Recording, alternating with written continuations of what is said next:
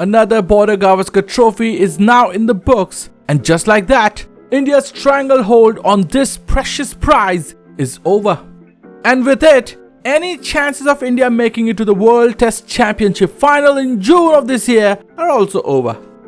Through last 10 years and 4 Border Gavaskar trophies, India got the better of Australia, the only team being able to do this to Australia in this period. But that dominance is now over.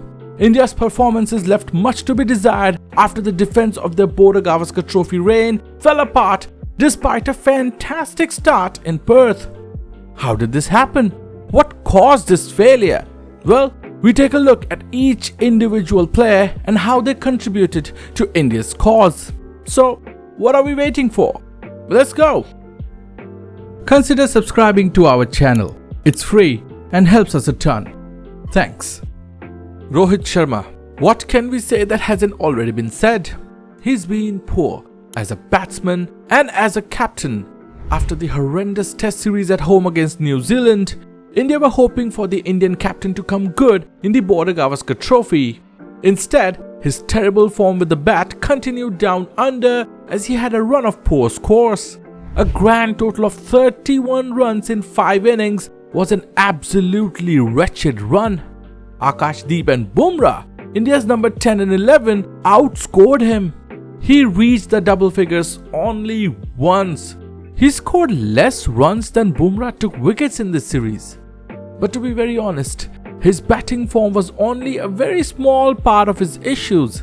See, batting form come and go. It's fine to have bad form. It was everything else that was even worse. Rohit arrived down under, woefully out of shape, and his fitness never looked up to snuff. Then there was his captaincy. He was overly defensive, unimaginative, and at times let the games just drift. The worst example of this was at the MCG, where he spread the field out for Lyon. Nathan Lyon, a number 10 batsman. His captaincy looked even worse when compared to how India played in the first test at Perth under Bumrah, where everyone saw what aggressive captaincy can look like. It took a turn for the worse at the MCG, where he decided to open the batting, dropping Rahul to number 3 and Gill out of the side. Despite Rahul having had a great series as an opener and then proceeded to completely fail, did not help his case of captaincy that India won the Perth Test in the most emphatic fashion in his absence, and that his opposite number in Pat Cummins has done everything you want from a captain. Under Rohit, India have lost 5 of the last 6 test matches, 3 of them at home. By opting to sit out of the final test at the SCG, Rohit ended the series early, and it feels like it'll be better if he quit the longest form of the game altogether. All in all, a 0 out of 10. Jasprit Bumrah. What can we say about Jasprit Bumrah? He's one of the best bowlers in the world today. Maybe the best bowler in the world, and this series just further cemented his legacy. 32 wickets at an average of 13.06 and a strike rate of 28.37 is stuff of legends. He single-handedly turned the Perth Test in India's favour, and throughout the series, whenever India needed some life in the game, they turned to Bumrah. In fact, he carried India on his back, so much so that it literally broke his back. The workload of carrying the attack all by himself finally caught up with him in Sydney, where he bowled only 10 overs in the first innings and couldn't bowl in the second. Before breaking down, he had bowled 151.2 overs. Only Pat Cummins had bowled more overs than him at the time of his injury. He took 2 4-wicket hauls, 3 5-wicket hauls, and was by far the best bowler on either side. That isn't all though. He made some useful runs with the bat too, especially at Brisbane, where he combined with Akash Deep for the final wicket partnership to drag India over the follow-on line. He was rightfully named the player of the series. If there is ever a 10 by 10, it is Jasprit Bumrah. Virat Kohli, once considered one of the greatest batsmen of the modern era and the part of the Fab Four alongside Joe Root, Kane Williamson and Steve Smith, the current version of Kohli is anything but a good batsman, let alone a great one. And this Border Gavaskar tour has proven as much. not only has he suffered from bad form, but it's the manner of his dismissals that show how little thought he puts into his batting these days. Edging to the slips or the keeper is now something people just expect of him. Either he doesn't know where his off stump is, or he doesn't care, and we don't know which is worse. Bowlers keep bowling to him in the channel and know that eventually he'll nick one of these off. His figures read 190 runs in 9 innings at an average of 23.75. But remember that 100 of those runs came in one unbeaten innings at Perth, which means rest of his 8 innings produced 90 runs at an average of 11.25. That's a far cry from the batsmen of the yesteryears who used to pile on the runs for fun. His lack of runs means India has a massive hole at number 4 and the middle order is brittle. But at least he got 100 at Perth, right? And then he got in a little scuffle with a 19-year-old at the MCG. At least he's an aggressive bowling captain unlike Rohit. Final rating? A 3 out of 10. Rishabh Pant. What is Rishabh Pant? A keeper batsman. But what kind of batsman? Is he a hitter?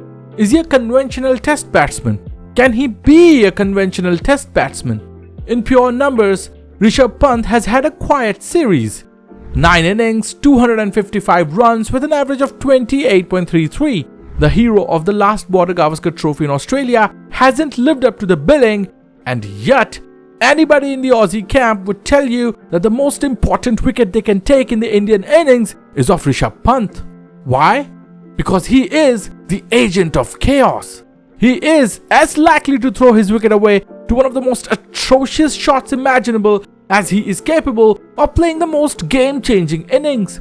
Through this series, Pant has never once looked out of form till he has been at the crease, and yet he hasn't really scored the runs he's expected to. His 255 runs contains only 150, a whirlwind 61 runs of just 33 deliveries, which should tell you how many starts he's gotten. Now personally, I believe he's batting a place too high, but India's batting has been such that he's pretty much forced to play at number 5. He's not someone who'll play the sheet anchor role while everyone bats around him. His shot selection has been called into question again and again, including this famous rant from Sunil Gavaskar, "Stupid, stupid, stupid." And yet, the easiest answer to his shot selection issues is it's just Rishabh Pant. And India has to now decide what they want. Do they want another test batsman? Or do they want Rishabh Pant?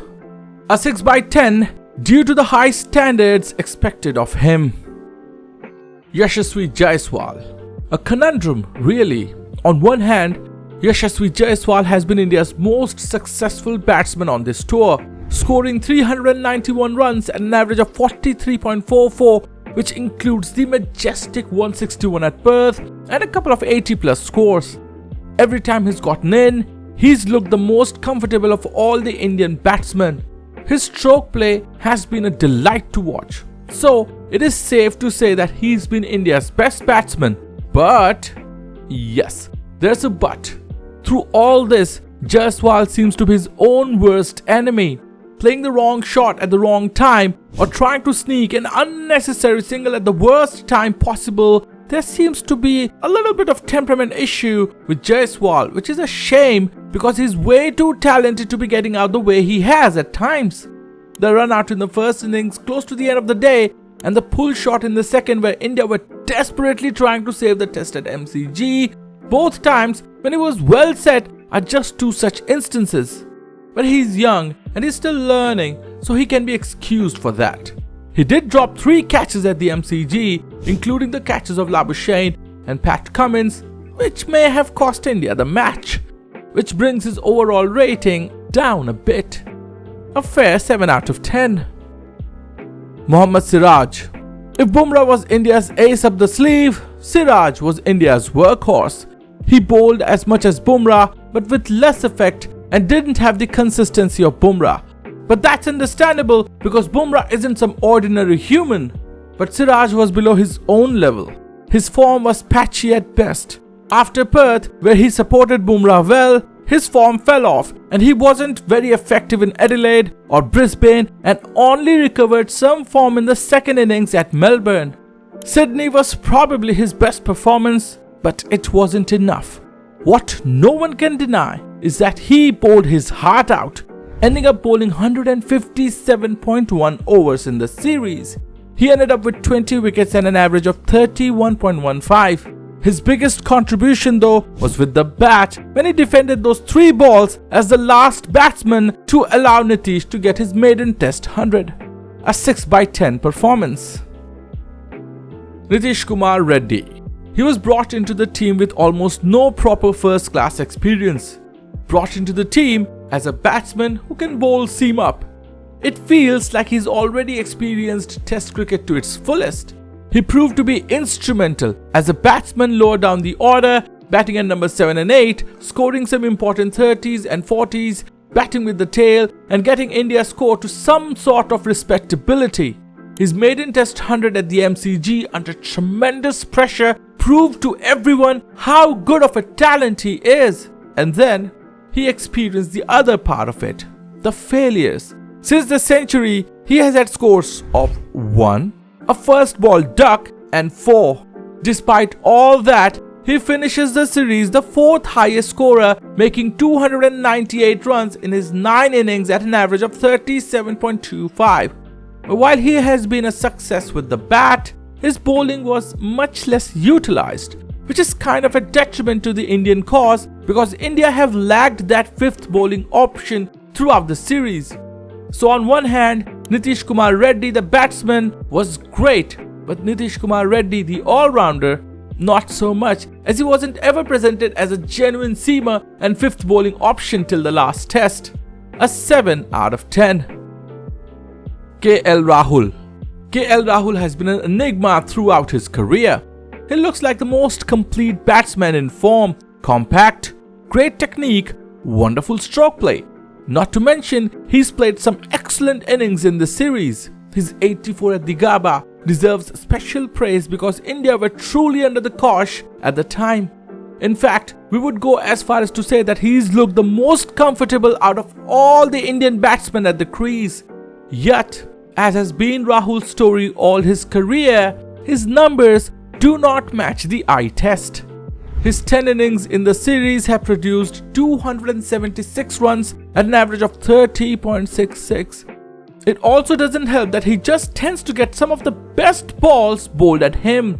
The numbers truly do not do justice to how good Rahul has been in this series, despite having to keep readjusting his mindset from the middle order to opening the innings and then dropping to number 3 for a test to accommodate the captain, only to go back to opening the innings. KL Rahul yet again finds himself in a position where he's not young enough to be branded the future of the Indian batting, but not old enough to contemplate retirement. Maybe he's earned an extended run in the team. At least his slip catching has been great. All in all, a 6/10.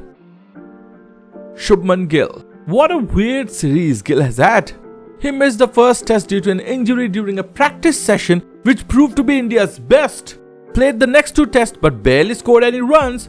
Got dropped in favour of India going in with an extra all-rounder, only to be brought back in place of the captain himself and still barely scored any runs. Gill, the number 3 batsman, hasn't been as good away from home as he's been at home. This series itself, 5 innings, 98 runs, average of 18.6 indicates towards a miserable series. But as they say, numbers do not always show the entire picture. In this series, he's time and again gotten off to starts only to get out in the 10s, 20s and 30s. He's yet to get past 40 on the road at number 3. As we raised this question in one of our previous videos, does he really have it what it takes to be a long-term number 3? This series has only added more question marks. A miserable 3/10. Washington Sundar. It must feel very weird to be Sundar right now. The 25-year-old has had a stop-start test career mired by injuries, but it felt like the New Zealand home series finally allowed him to break through as a serious contender as India's next generation of spinner post Ashwin and Jadeja. Lo and behold, the future was placed on his shoulder right away as he was played ahead of both Ashwin and Jadeja at Perth. Then he got dropped in favour of Ashwin at Adelaide and then Jadeja in Brisbane, only to be called back up to play in Melbourne and Sydney. During this, Ashwin even announced his retirement, making Sundar the de facto off-spinner for the remainder of the tour. And through all this, we still don't know if he's really capable of replacing Ashwin in the long term. 3 wickets at an average of 38.66 in the series over 3 tests seem like he's not. But truth be told, he was barely given the ball. Only 37 overs in 5 innings tells its own story. Is he trusted as India's attacking spinner, or he's just there to shore up the batting? Speaking of batting, he once again showed that he has the technical nous and temperament to be a test batter. His 50 at the MCG helped India not only avoid the follow-on, but drag India closer to the Aussie total, rekindling the memories of his Brisbane heroics from 4 years ago. Though, unlike Brisbane, India ended up on the losing side. He ended up with 114 runs and an average of 22.8, but more importantly, looked assured at the crease whenever he did bat. Much remains to be seen how he grows from here though. A solid 5 out of 10. Ravindra Jadeja. Has any elite player ever been as much of a non-factor in a series like Jadeja proved to be in this? He has been India's most important all-rounder in the last decade, yet this series just passed him by. He came into the side in the 3rd test as a replacement for Ravichandran Ashwin, but his excellent match-saving 50 at Brisbane notwithstanding, Jadeja proved to be inconsequential with the bat and with the ball. His 5 innings produced 135 runs at an average of 27 that included that match-saving 77 in Brisbane, and with the ball, he picked only 4 wickets at an average of 54.5 on wickets that offered no help whatsoever to the spinners, and he did not particularly bowl well either. The only solace India had with him was having someone to rely on at number 6 or 7 while having a spinner in the lineup, but his performances just were not good enough. With Ashwin's retirement, is it the end of Jadeja's test career as well? Based on this series, it seems more and more likely. A generous 4 out of 10 for our past his sell-by-date warrior. Harshit Rana. Another man who was thrown to the deep end without much first-class experience is Harshit Rana. Despite his lack of experience, he bowled with great aggression at Perth, even if he didn't have the same control as his more experienced counterparts in Bumrah and Siraj. Couldn't replicate his performance in Adelaide, where he was taken for quite a lot of runs, and then he was eventually dropped from the team from 3rd test onwards. He ended the series with 4 wickets at an average of over 50 and an economy rate of over 4.5. All 4 wickets coming at Perth. Genuinely a 4 out of 10. Akash Deep. Brought in the side in the 3rd test in place of Harshit Rana, Akash Deep may just have been the unluckiest bowler in the series. He beat the bat numerous times at Brisbane and even MCG, induced edges that were not caught or did not carry, and overall just couldn't pick wickets when India needed them the most. His series came to an end due to a back injury before the final test, finishing the series with 5 wickets at an average of 54. He did have a memorable time with the bat when his dogged innings at Brisbane allowed India to escape the follow-on, and he put an exclamation mark to it with a massive 6 of Pat Cummins. 4 out of 10 would be fair. Ashwin, Padikkal and Prasidh got to play only 1 test each, and so their inclusion in this video is purely academic. Prasidh, however, did pick 6 wickets in Sydney, 3 in each innings, and did quite well, especially because he had to carry extra workload in the absence of India's talisman Bumrah. Ashwin bowled very well in Adelaide without much reward, picking only 1 wicket while seeing Travis Head's catch dropped at 76, who then went on to take the test away from India. He later went on to announce his retirement from international cricket, and we can only wonder what could have been had he been available for Melbourne and Sydney. We do have a video on Ashwin's retirement, do take a look. Padikkal did precious little in his time at Perth, scoring a 23-ball duck in the 1st innings and 25 in great batting conditions in the 2nd. Indian players' individual performances aside, India failed as a team. The the tactics fell flat and the resources available to India were just not utilized well. Rohit Sharma and Virat Kohli felt like the remnants of former great players, and this should spell the end of them at test level, but we know it won't. Besides, even the best players for India underperformed, and only Bumrah can hold his head high with a near flawless performance through the series. The kicker is Australia weren't too much better, and that if a couple of moments had gone India's way, like if India held on to those catches in Melbourne or hadn't lost Bumrah for the second innings in Sydney, it could have turned the series in India's favour. But Australia snatched every opening given to them with open arms and deservedly took the Border Gavaskar Trophy 3-1. For India, it's about going back to the drawing board and thinking what they need to do before they go to England later this year. Gambhir should be given a chance to turn the ship around, but if it continues like this, we don't see him making it to England. Thank you for watching. Like, share and subscribe for more content like this. This is Cricket Archives.